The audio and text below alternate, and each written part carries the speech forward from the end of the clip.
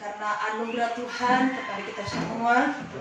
Walaupun di antara kita ada yang dalam keadaan kurang sehat, kami juga secara pribadi, saudara, memang sudah beberapa hari ada gangguan kesehatan, sehingga tadi malam pun saya kaget mendapat informasi untuk melayani pada saat pagi hari ini, di hari ini. Tetapi karena ibu kembali bilang, oh gembala kita ada sakit, sudah Tuhan kita tidak sakit ini, Mak. Sudahlah, itulah sesuai kehendak Tuhan.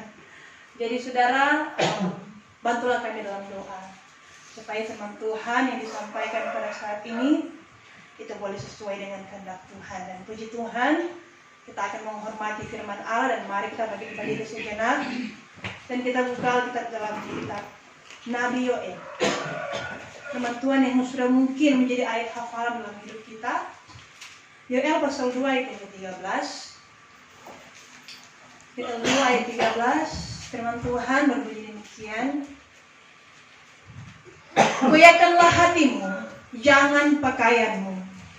Tobatlah kepada Tuhan Allahmu, karena Ialah amat mengasihani dan merahmani dan panjang sabar, dan besarlah kemurahannya, dan bersesalah Ia akan jahat itu. Dalam terjemahan baru boleh tolong membacakan. 13. Goyahkanlah hatimu dan jangan pakaianmu. Berbaliklah kepada Tuhan Allahmu, sebab Ia pengasih dan penyayang, panjang sabar dan berlimpah kasih setia, dan Ia menyesal karena hukumannya. Ya, puji Tuhan. Terima kasih, silakan kembali. Bapak Ibu Saudara yang diberkati Tuhan, pada saat ini telah kita membaca kebenaran firman Tuhan di dalam kitab Nabi Yoel pasal 2 ayat yang ke-13. Saudara yang dikasihi oleh Tuhan, firman Tuhan menyatakan, koyakkanlah hatimu, jangan pakaianmu. Saudara, berbicara soal hati. Ya. Hati ini adalah hal yang paling dalam kehidupan manusia. Ya. Karena saudara yang dikasihi oleh Tuhan, tempat yang paling Tuhan ingin diami, saudara, adalah hati kita. Ya. Firman Allah dalam kitab Amsal 4 ayat 23 jelas menyatakan kepada saya dan saudara bahwa peliharakanlah hatimu daripada segala yang patut dipeliharakan. Mengapa saudara? Tuhan mau selalu ada diam di dalam hati kita. Karena saudara, hati itu adalah pusat, ya, dalam kehidupan saya dan saudara. Ya. Sehingga saudara yang dikasihi oleh Tuhan, firman Allah menyatakan dalam firman Tuhan sebagai ayat pokok renungan kita pada saat ini menyatakan, koyakkanlah hatimu. Saudara yang dikasihi oleh Tuhan, kata koyak artinya saudara, hati yang hancur. Amin. Ya. Mazmur 34 ayat 18. Di sana menyatakan soal hati, soal Tuhan yang hampir di hati orang yang hancur. Coba kita baca. Mazmur 34 ayat 18. 19. Ya, ayat 19. Terjemahan baru. Tuhan itu dekat kepada orang-orang yang patah hati, dan Ia menyelamatkan orang-orang yang remuk jiwanya. Ya, puji Tuhan. Dalam terjemahan lama mengatakan, maka Tuhan itu hampirlah pada segala orang yang hancur hatinya, dan akan orang yang luluh lantak hatinya pun ditolongnya. Saudara yang dikasihi oleh Tuhan, Tuhan hampir artinya Tuhan suka dengan manusia yang selalu membawa kehidupannya kepada hancur hati. Mengapa saudara hancur hati? Karena itu sebagai simbol bahwa ada kesungguh-sungguhan dalam kehidupan kita, dalam penyerahan kita kepada Tuhan. Ya. Mazmur 51 ayat 17 juga mengatakan ayat 18. Ayat 18. Sebab engkau tidak berkenan kepada korban sembelihan, Iya. sekiranya kupersembahkan korban bakaran, engkau tidak menyukainya. Iya. Terus Korban sembelihan kepada Allah ialah jiwa yang hancur, Iya. hati yang patah dan remuk tidak akan kau pandang hina ya Allah. Ya sudah. Ya, puji Tuhan. Terima kasih. Jadi saudara yang dikasih oleh Tuhan, jiwa yang hancur adalah merupakan korban sembelihan, dan dikatakan firman Allah, Tuhan tidak memandang itu sebagai sebuah kehinaan, ya, melainkan saudara itu yang menjadi kesukaan Tuhan. Ayat 19 dalam terjemahan lama. Adapun persembahan yang kesukaan Allah, iaitulah hati yang pecah. Ya, saudara yang dikasih oleh Tuhan, yang menjadi kesukaan Tuhan, ya. Korban apapun yang kita persembahkan, saudara, ya, apapun yang kita berikan, kalau tidak dengan hancur hati atau dengan kesungguh-sungguhan hati kita, maka Raja Daud pun menyatakan, karena tiada engkau kehendaki korban. Ayat 18. Jikalau kiranya engkau menghendaki dia, niscaya ia itu kupersembahkan. Ya. Maka akan korban bakaran pun tiada engkau berkenan. Artinya saudara, dengan korban apapun yang kita persembahkan, bukan artinya kita tidak lagi mempersembahkan korban, bukan demikian. Tetapi kalau dengan kita berkorban tidak ada ketulusan hati kita kepada Tuhan, ya, hati yang pecah itu lebih berharga daripada korban-korban yang kita persembahkan kepada Tuhan. Oleh karena itu saudara yang dikasih oleh Tuhan, ketika kita membawa hidup kita, membawa pergumulan kita, kan orang hancur hati itu identik dengan pergumulan, ya. Kalau tidak ada pergumulan, ya mungkin tidak akan sehancur-hancur apapun, ya, hatinya, ya. Tapi kalau ada pergumulan, ya, akan membuat manusia atau kehidupan saya dan saudara lebih lagi membawa kesungguhan kita kepada Tuhan, maupun baik itu doa kita atau apa yang kita kerjakan, ya, apa yang kita lakukan dalam kita mengiring Tuhan. Pasti saudara yang dikasih oleh Tuhan, kalau berbicara tentang pergumulan yang berat, akan membuat kita menjadi hancur hati, ya. Sedangkan dalam dunia ini saja saudara, orang yang tidak tahu Tuhan sekalipun, kalau dia susah hati sekali, hancur paling dia punya hati, ya, walaupun dia mungkin tidak tahu Tuhan. Demikian kepada saya dan saudara, kita lebih lagi saudara, karena kita tahu rahasianya. Tuhan sangat suka apabila kita membawa kesungguhan hati kita, hancur hati kita kepada Tuhan, ya. Karena kita menyadari bahwa ternyata saudara, di dalam hidup ini hanya Tuhanlah yang bisa memberikan solusi dan jalan keluar dalam pergumulan kita. Makanya kan kita bawa pergumulan, Tuhan, kami serahkan semuanya ke dalam tangan Tuhan. Biasanya kan kita berdoa seperti itu, ya. Kami serahkan seluruh penghidupan lagi. Haleluya. Karena kita sadar bahwa ternyata saudara yang dikasih oleh Tuhan, dengan mempersembahkan hidup kita, hati kita kepada Tuhan, Tuhan berkenan. Amin. Dan saudara yang dikasih oleh Tuhan, soal korban, kita boleh membaca firman Tuhan. Contoh persembahan yang dipersembahkan oleh Kain dan Habel. Dalam kitab Kejadian, di sana pun menyatakan bahwa Kain dan Habel, mereka sama-sama mempersembahkan korban. Mereka sama-sama memberikan korban kepada Tuhan. Tetapi saudara yang dikasih oleh Tuhan, asal dari hati kita yang paling dalam, itulah yang menjadi kesukaan Tuhan. Habel saudara, selain dia paham soal persembahan yang hidup, dia juga punya hati yang tulus, ya. Karena dia adalah anak yang dengar-dengaran kepada Adam dan Hawa orang tuanya, ya. Berbeda dengan Kain, saudara. Dia tahu dia sudah berkorban, iya saudara, tetapi dia hanya asal-asalan dalam persembahannya, dalam korbannya. Sehingga saudara, tatkala Tuhan tidak menerima korbannya, dia mengamuk, ya. Dia marah saudara, sampai dia membunuh adiknya sendiri. ya. Saudara yang dikasih oleh Tuhan, kita bisa lihat di sini perbedaannya, ya. Apa yang berbeda dalam kehidupan Kain dan Habel? Mereka terlihat sama-sama mempersembahkan korban, ya. Mereka sama-sama memberikan korban kepada Tuhan. Tetapi saudara, ada yang berkenan, ada yang tidak.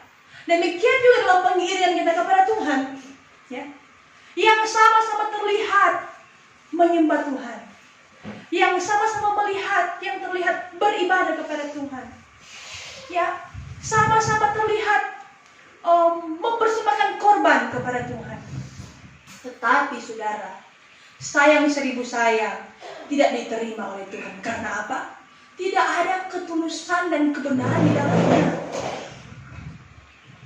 Oleh karena itu saudara yang dikasih oleh Tuhan, persembahan seperti Habel inilah yang menjadi kesukaan Tuhan dalam kehidupan saya dan saudara sebagai gereja Tuhan.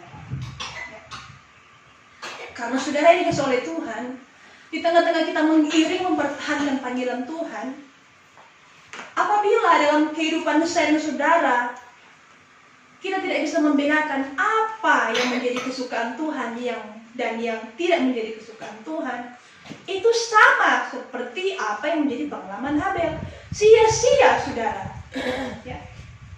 Dan lebih ke dalam lagi saudara, dalam kehidupan saya dan saudara sebagai gereja Tuhan yang dipanggil dalam pengajaran kabar pengantin Kristus, ya. Sama-sama kita terlihat beribadah, ya. Kita semua di tempat ini terlihat beribadah, terlihat mendengarkan firman Tuhan. Tapi apakah hati kita kontak dengan Tuhan? Ya. Oh, orang kok mau ibadah jam begini, jam begini. Iya, saudara duduk beribadah, memberikan persembahan, memberikan perpuluhan. Tetapi saudara, lebih ke dalam lagi Tuhan melihat, betul-betulkah hati saudara fokus kepada Tuhan, beribadah atau tidak saudara? Jangan sama seperti persembahan Kain. So capek-capek tidak datang beribadah, so capek-capek dia bawa tuh korban saudara. Sudah lelah-lelah dia berkorban, menaikkan dupa kepada Tuhan, tetapi ternyata tidak diterima oleh Tuhan. Demikian juga kehidupan kita. Sudah capek-capek kita mengiring Tuhan, orang bersiap dari masih gelap, dari tadi malam let's go, ya, untuk ibadah saat ini. Tetapi Tuhan lihat, Tuhan tidak berkenan. Karena apa saudara? Hati kita yang tidak melekat kepada Tuhan, ya. Soal hati ini saudara memang hal yang paling sensitif dalam hidup kita. Karena firman Allah pun berkata, hati itu adalah penipu. Hari ini lain, besok lain, ya. Jam ini begini, jam berikut lain saudara. Tapi maksud firman Tuhan mengajak supaya kita lebih menyadari bahwa pentingnya kelekatan hati kita dengan Tuhan, saudara, harus selalu terjalin, ya. Karena saudara yang dikasih oleh Tuhan, tanpa terjalin hubungan baik antara kita dengan Tuhan, sangat sukar kita akan memperoleh keselamatan, ya.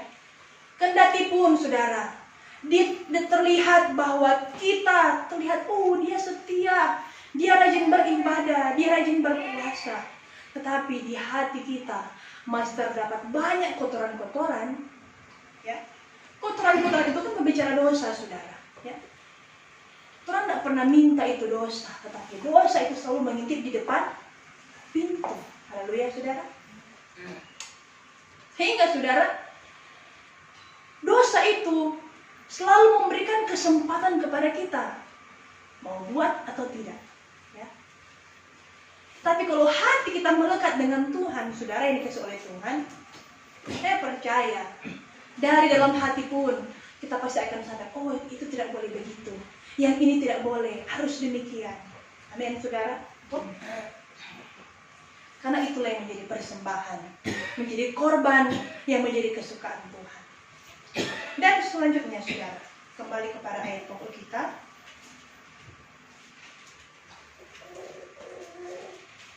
Dikatakan firman Tuhan, koyakkanlah hatimu, jangan pakaianmu. Jadi saudara yang dikasih oleh Tuhan, kalau kita memperhatikan firman Tuhan ini adalah teguran yang dinyatakan Nabi Yoel kepada para imam-imam dan umat Israel pada zamannya, ya.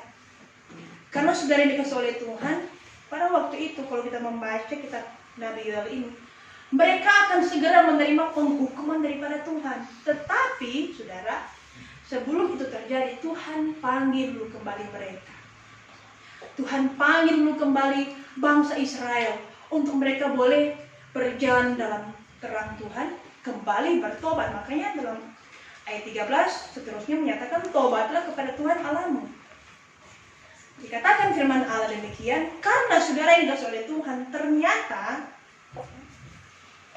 pada zaman itu saudara, orang yang dalam pergumulan berat, ya, itu ditandai dengan mereka itu menggunakan pakaian perkabungan, ya. Tradisi orang Yahudi bahwa ketika mereka menghadapi masalah atau pergumulan, mereka menggunakan kain kumuh, saudara, ya. Dan saudara yang dikasih oleh Tuhan, firman Tuhan mencatat dalam kitab 2 Samuel 3 ayat 31 dan 2 Raja-Raja 22 ayat 11, itu soal bagaimana bangsa Israel ketika menghadapi pergumulan, mereka berkabung, ya. Coba kita baca di sana. 2 Samuel 3 ayat 31.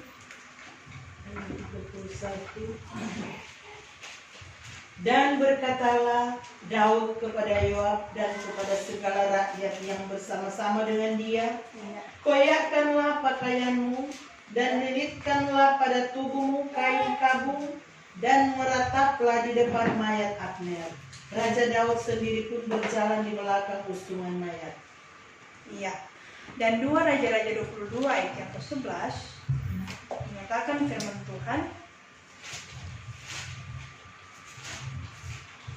2 Raja-Raja 22 ayat yang ke-11 kata, setelah didengar Baginda bunyi perkataan kitab Taurat itu, maka dikoyakkannyalah Baginda pakaiannya.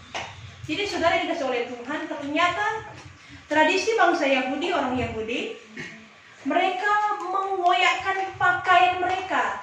Mereka menggunakan kain perkabungan sebagai suatu tanda, ya, mereka merendahkan hati mereka kepada Tuhan, ya. Tetapi mengapa mereka ditegur oleh Nabi Yoel pada waktu itu? Koyakkanlah hatimu, jangan pakaianmu. Karena saudara, itu hanya menjadi tradisi lagi kepada mereka. Sudah tidak menjadi kehidupan dari dasar hati mereka. Dan itu terjadi hanya sebatas simbol, ya.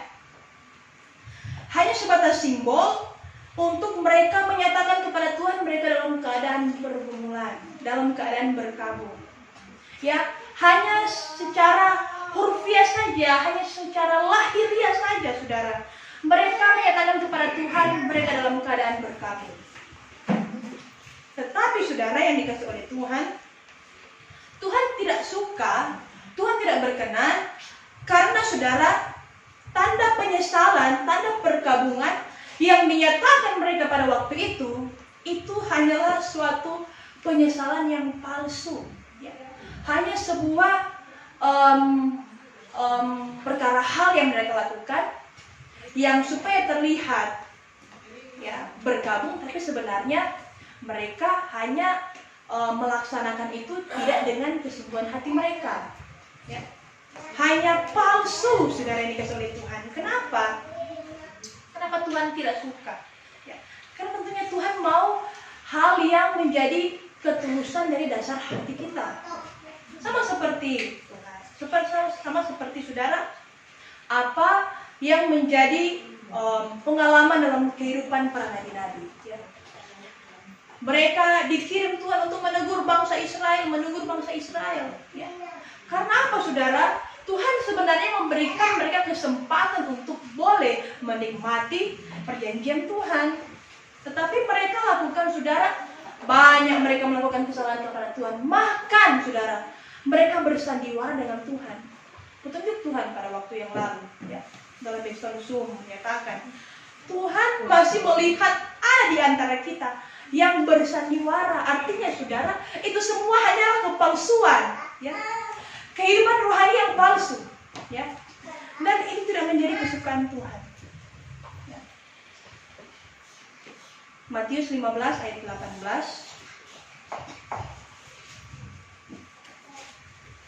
Matius 15 iya. Tetapi apa yang keluar dari mulut berasal dari hati, dan itulah yang menajiskan orang. Ya, terima kasih. Jadi saudara dikasih oleh Tuhan, barang apa yang keluar dari dalam mulut, itulah datang dari dalam hati, ya. Dan itulah yang menajiskan orang. Artinya saudara, yang membuat kehidupan kita tidak berkenan kepada Tuhan, kepalsuan. Makanya saudara dikasih oleh Tuhan, kalaupun kita melihat firman Tuhan dalam Matius 15 ayat yang ke-8, Tuhan menyatakan, sia-sialah mereka itu menyembah aku, ya. Ayat 8, bahwa kaum ini menghormati aku dengan mulutnya, tetapi hatinya jauh daripadaku. Karena saudara dikasih oleh Tuhan, berbicara tentang pakaian, saudara, kan dikatakan firman Allah dalam ayat itu, kita koyakanlah pakaianmu, koyakanlah hatimu, jangan pakaianmu, ya. Pakaian itu menunjuk kepada kegiatan kita, ya, menunjuk kepada apa yang kita lakukan, saudara, ya. Apa yang kita lakukan, yang kita kerjakan, ya. Apalagi soal hal-hal yang berbau rohani. Di sini saudara yang dikasih oleh Tuhan, kita belajar bahwa ternyata ketika pun kita berada, ya ini berbicara lebih ke dalam lagi saudara, ya. Ketika pun kita sudah berada dalam pengajaran kabar pengantin Kristus, ya, kita sudah tahu, oh, rahasia firman Allah. Kita sudah mengiring Tuhan, sudah bertahun-tahun kita mengiring Tuhan. Tetapi ada kalanya saudara, di satu situasi, ya, karena mungkin sudah menjadi kebiasaan kita, ya. Contohnya, kita berpuasa. Setiap hari Sabtu kita berpuasa, ya. Tetapi karena sudah merasa itu sudah kebiasaan, sehingga tidak ada lagi ketulusan di hati kita. Sudah tidak ada lagi kesungguh-sungguhan dalam hati kita, ya. Padahal yang Tuhan mau semuanya disertai dengan ketulusan kita kepada Tuhan. Tetapi saudara, karena sudah menjadi kebiasaan kepada kita, maka yang kita kerjakan itu sama seperti orang-orang Yahudi di bangsa Nabi Yoel, saudara. Hanya secara lahiriah saja, ya. Hanya secara hurufiah saja, ya. Terlihat, oh, dalam setiap hari Sabtu puasa, ya. Tetapi ternyata Tuhan melihat apa yang kita kerjakan, apa yang kita lakukan itu tidak sampai kepada Tuhan. Makanya saudara jangan heran doa-doa kita tidak tembus. Kenapa? Karena hati kita bermasalah, ya, saudara. Sebabnya penting sekali untuk kita tahu di mana kita jatuh, ya. Kita harus sadar, jangan kita bersandiwara dengan Tuhan. Tuhan sama seperti, ya, coba kita baca dalam firman Tuhan, dalam kitab Lukas, ya. Orang apa itu? Dalam kitab Lukas, pemungut cukai dengan Lukas 18 ayat 10, ya, ayat 9 sampai ayat 14. Kita baca saja ayat yang ke-10. Bahwa adalah dua orang naik masuk ke bait Allah hendak berdoa, yaitu yang seorang ialah orang Farisi dan yang lain seorang pemungut cukai. Maka berdirilah orang Farisi itu serta berdoa di dalam hatinya demikian, ya Allah, aku ucapkan syukur kepadamu karena sebab aku bukannya sama seperti orang lain, yaitu orang perampas, orang lalim, orang berzina, atau seperti orang pemungut cukai ini. Aku puasa 2 kali seminggu, dan aku membayar zakat 1/10 daripada segala kehasilanku. Akan tetapi orang pemungut cukai itu berdiri, ulangi, akan tetapi orang pemungut cukai itu berdiri dari jauh, tiada berani ia menengadah ke langit, melainkan menepuk dadanya saja serta berkata, "Ya Allah, kasihanikanlah hamba orang berdosa ini." Jadi saudara yang dikasih oleh Tuhan, inilah saudara kita melihat perbedaan. Ayat 14. "Maka aku berkata kepadamu, orang ini pulang ke rumahnya dibenarkan Allah, lain sekali daripada orang Farisi itu. Karena tiap-tiap orang yang meninggikan dirinya akan direndahkan, tapi yang merendahkan dirinya akan ditinggikan." Jadi saudara dikasih oleh Tuhan, ternyata melihat firman Tuhan ini memberikan suatu pandangan kepada saya dan saudara, bahwa ternyata saudara, sekalipun ya kan orang Farisi ini saudara, dia sudah menjelaskan bahwa dia menghindari segala perbuatan dosa. Dia bahkan berpuasa 2 kali 1 minggu, saudara. Ada di antara kita puasa 2 kali seminggu? Ya, mungkin kalau ada pergumulan. Ya, dia rajin kasih perpuluhan, saudara. Ya. Tetapi, saudara, firman Allah pun menyatakan yang lebih dibenarkan Tuhan adalah pemungut cukai, bukan orang Farisi ini. Padahal kalau mau bilang orang Farisi ini adalah orang yang memang so ikut betul-betul itu maksud Tuhan, kehendak Tuhan. So ikut itu firman Tuhan. Tetapi mengapa saudara dikatakan masih orang pemungut cukai ini yang lebih berkenan, ya, yang diterima, yang dibenarkan oleh Allah? Karena saudara yang disebut soal hati, ya. Saudara yang disebutkan bukan hanya soal apa yang kita kerjakan yang dilihat dipandang orang, tetapi dari dalam hati kita apa sebenarnya yang sebenarnya kita yang kita selalu komunikasikan dengan Tuhan, ya. Soal kelekatan kita dengan Tuhan, ya. Karena Bapak Ibu Saudara yang dikasih oleh Tuhan, firman Tuhan ini mengajak kehidupan saya dan saudara supaya kita lebih lagi sadar di mana posisi kita sekarang. Ya. Mungkin saudara kita berada di situasi, di fase yang kita beribadah tetapi terasa hampa. Mengapa kita pulang ibadah masih rasa hampa? Ya. Banyak pergumulan. Ya puji Tuhan sudah dengar firman Tuhan. Tetapi ketika itu pergumulan datang lagi, ya saudara, aduh sebagian jadi khawatir lagi, jadi takut. Ya. Mengapa seperti itu saudara? Karena firman Tuhan itu tidak tertanam dalam hati kita. Makanya kalau soal bicara hati itu sangat luas saudara, ya. Sangat luas. Oleh karena itu saudara yang dikasih oleh Tuhan, pada saat ini marilah kita lebih menyadari lagi agar supaya ketika kita datang kepada Tuhan, persembahan kita, korban kita itu diterima oleh Tuhan. Ya. Doa kita dijawab oleh Tuhan karena hati kita yang selalu melekat dengan Tuhan. Ya. Kehidupan kita yang selalu kita bawa supaya kita selalu mendekat dengan Tuhan. Karena saudara, dari alhasil dari setiap proses yang kita alami, tujuannya apa saudara? Supaya kita semakin dewasa iman kita, amin. Ya. Setiap pergumulan yang Tuhan luaskan datang kepada kehidupan kita, DP sama dengan kok itu apa, saudara? Mau tambah, mau kurang, mau kali, mau bagi, DP sama dengan apa? Sama dengan supaya kita menjadi orang yang akil balik, orang yang dewasa secara rohani, yang siap akan bersanding dengan Tuhan. Ya. Bukankah itu tujuan saya dan saudara? Ya. Bukankah itu yang menjadi tujuan dalam kehidupan kita mengiring Tuhan sampai saat sekarang ini? Ya. Kita sudah rela banyak berkorban. Ya. Kita sudah rela mati-matian mempertahankan pengajaran yang benar. Ya.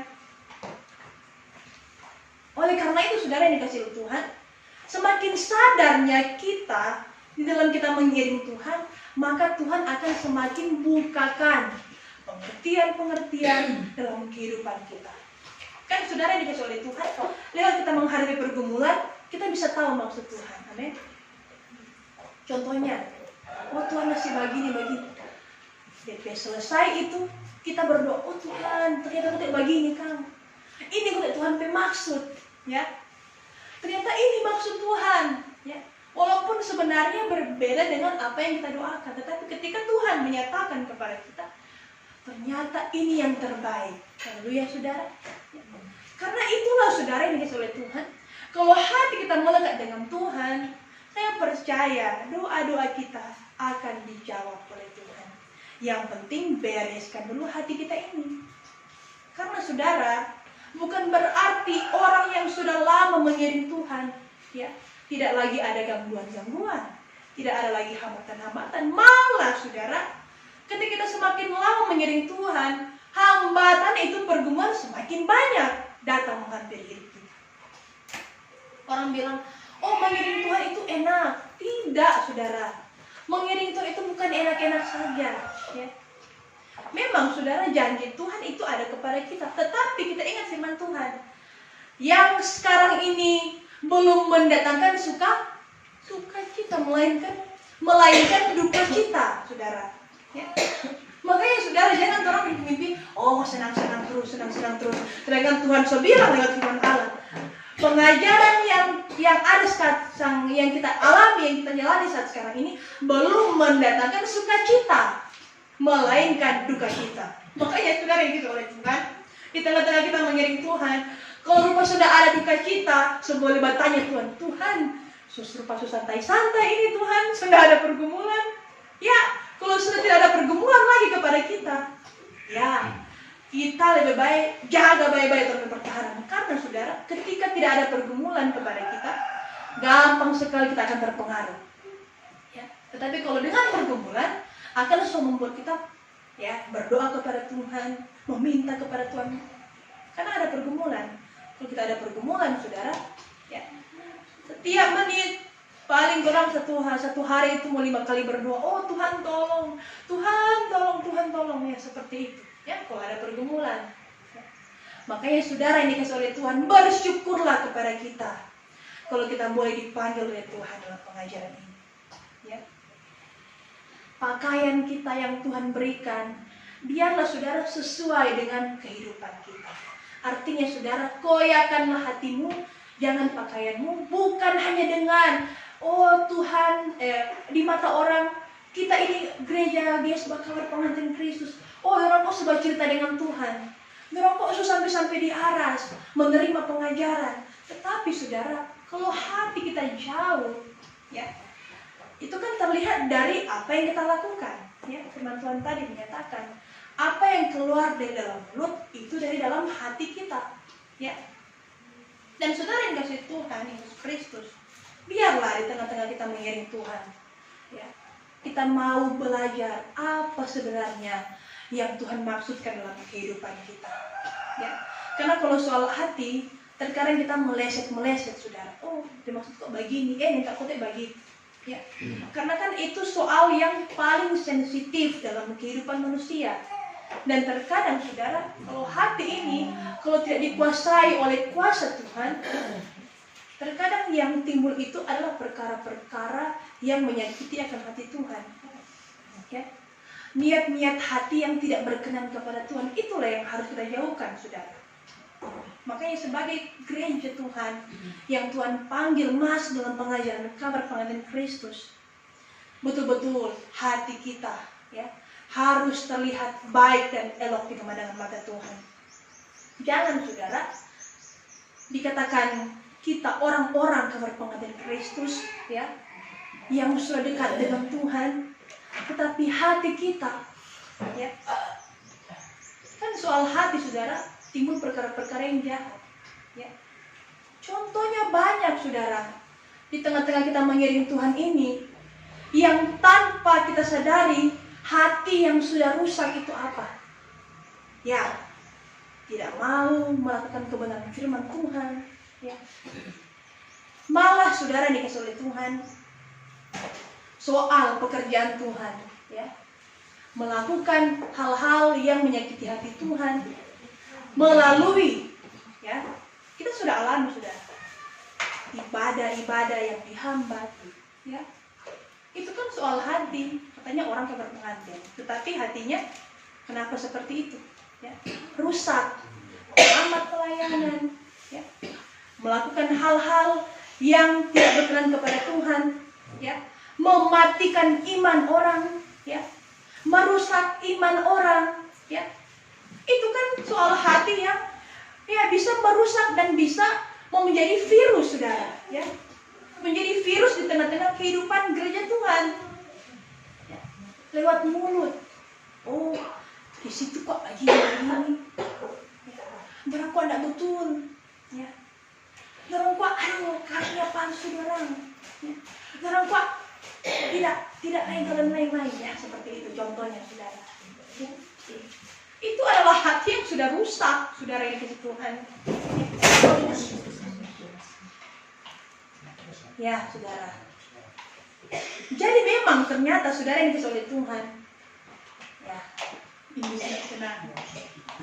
Ya, saudara, kita fokus kepada pemberitaan firman Tuhan. Inilah, saudara, contoh-contoh yang Iblis tidak suka firman Tuhan nyatakan. Memang, saudara, orang tidak tahu kan, oh bagaimana, terkadang orang cuma tahu di hal-hal dasar, ya. Kita hanya mengerti hal-hal yang mendasar, tetapi lebih ke dalam lagi, orang sudah tahu, bagaimana berikutnya, bagaimana, ya. Dan di sini Tuhan menyatakan kepada saya dan saudara, ya, di tengah-tengah kita mengiring Tuhan, marilah saudara, hati kita selalu diperbaiki, ya. Ketika kita merasa rupa sudah sejahtera ini, ya, coba cek, ya, coba saudara cek sendiri apa yang saudara alami, apa yang membuat hati saudara tidak beres.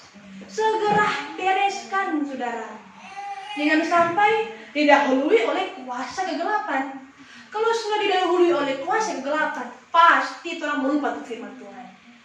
Orang kan, saudara, kalau hatinya sudah dikuasai kuasa kegelapan, biar dia lejanai di arah, saudara, penglihatan, karunia-karunia tinggi. Tapi kalau hatinya sudah rusak, saudara, sudah didahului oleh kuasa kegelapan, hatinya sudah dikuasai oleh kuasa kegelapan, dia akan lupa itu, ya. Malah dia mau buang manta-manta itu, saudara, ya. Karena ini soal hati yang paling sensitif kepada kita manusia. Makanya firman Tuhan mau mengingatkan, walaupun kurang ulang-ulang, peliharakanlah hatimu jauh daripada segala yang patut dipeliharakan, ya. Iman kabar pengantin adalah iman yang murni, emas, murni, saudara. Kalau hanya dengan pergumulan-pergumulan sepele kontrol semua maraju, ya, saudara yang dikasih Tuhan, itu bukan iman kabar pengantin, ya. Iman kabar pengantin yang tahan uji, saudara, ya, dibakar oleh api, ya, malah akan keluar itu kemurnian. Amin, saudara. Makanya saudara bertambah-tambah dalam iman, itu yang menjadi kewajiban kita supaya orang sampai tujuan. Kalau tidak mau bertambah-tambah tuh iman, tidak mau sampai, saudara. Sama dengan orang mau berjalan, mau pergi di Manado, kalau orang menjadi tomuan sobrenti, tidak mau sampai, saudara, yang dikasih Tuhan. Harus sampai. Atau semua ditemuan, mari juga cari kota lain, ya. Berusaha. Demikian juga kita walaupun dalam pergumulan. Oh Tuhan sering tahu bagaimana. Mar Tuhan pasti ada jalan. Haleluya, saudara. Karena Tuhan yang sudah memanggil kita. Saya, saudara, waktu saya sakit itu berapa yang baru-baru ini, saya pikir, oh Tuhan semua mati orang kita. Oh Tuhan baru ini kali kita sakit begininya, dah anfal mah kayak lain dah. Terus saya berdoa, tiba-tiba ada yang mengingatkan saya, kuasa Roh Kudus. Guna apa dan waktu lalu Tuhan sembuhkan? Ya. Guna apa Tuhan dah sembuhkan kita yang sebenarnya sakit berat, so tidak bisa membuat apa-apa? Kok guna apa sampai sekarang kita boleh ada di pelayanan? Saya pikir-pikir, kalau kita mati di sini jadi lama sekali kan kalau mau bilang. Ya. Jadi saya berpikir, tapi tugas belum kelar. Haleluya. Trompet tugas ini, saudara, masih banyak untuk semua agak. Oh, belum, itu cuma bisikan-bisikan iblis untuk melemahkan iman kita. Ya, biarlah ini menjadi motivasi kepada kita. Kita masih bekerja. Haleluya, saudara. Firman Allah mengatakan, ya, ladang sudah menguning, sedia akan dituai, tetapi penuai-penuainya sedikit. Kita ini adalah penuai-penuai, saudara. Makanya kita berdoa kepada Tuhan. Kita bersungguh-sungguh lagi kepada Tuhan. Di tengah-tengah kita mengiring mempertahankan panggilan Tuhan. Puji Tuhan. Demikianlah firman Tuhan. Biarlah Allah Roh Kudus menyempurnakan, menerangkan lebih jauh dalam kehidupan kita semua. Dan untuk acara selanjutnya kami serahkan kepada gembala setempat.